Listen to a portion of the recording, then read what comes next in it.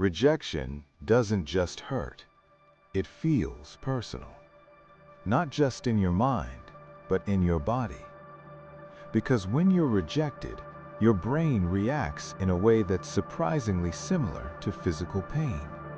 The same neural pathways light up. The same discomfort spreads through you. That's not a coincidence. You're wired to belong. For most of human history, being excluded from the group wasn't just uncomfortable, it was dangerous. Survival depended on connection. So your brain evolved to treat rejection like a threat. And even now, in a completely different world, that system is still running. That's why something as simple as being ignored can stay with you for hours, sometimes even days.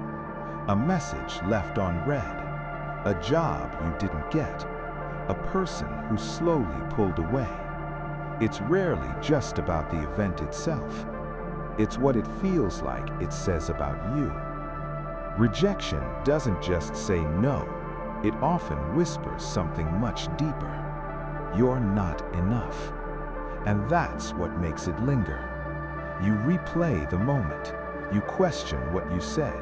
You start connecting it to other things. Other times you weren't chosen. Other times you felt overlooked. And before you realize it, a single moment turns into a pattern. Not because it is one, but because your mind is trying to make sense of the pain. This is where rejection becomes more than an experience. It becomes a story. A story about your worth, your value, your place in the world. But here's the part most people miss. Rejection is not always a reflection. Sometimes it's just a mismatch. Timing, context, priorities, perception. All the invisible factors you don't see. Someone can reject you and still recognize your value. An opportunity can pass you by and still be the wrong one for you. But your brain doesn't default to that explanation. It defaults to self-blame. Because control feels safer than uncertainty. If it's your fault, then maybe you can fix it. If it's not, then you're left facing something you can't control. And that's uncomfortable. So instead, you carry it. You internalize it. And slowly, without noticing, rejection starts shaping how you show up. You hesitate more. You overthink more. You hold back. Not because you lack ability, but because you remember how it felt. This is where two very different paths appear. One is to step back, to detach from the need for validation, to recognize that not every outcome defines you. This is the path of acceptance. The idea that you can observe the experience without letting it consume you.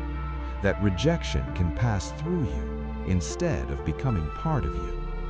The other path is to lean into it, to use rejection as pressure, as resistance, to become stronger because of it, to take the discomfort and turn it into momentum.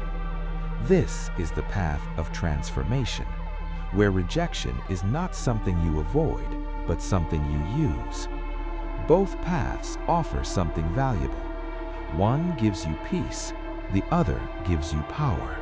And maybe the real answer isn't choosing one over the other. Maybe it's knowing when to use each.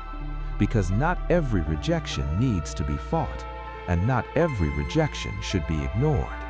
Some moments require you to let go. Others require you to rise. But none of them require you to believe that you are not enough. Rejection doesn't define your value.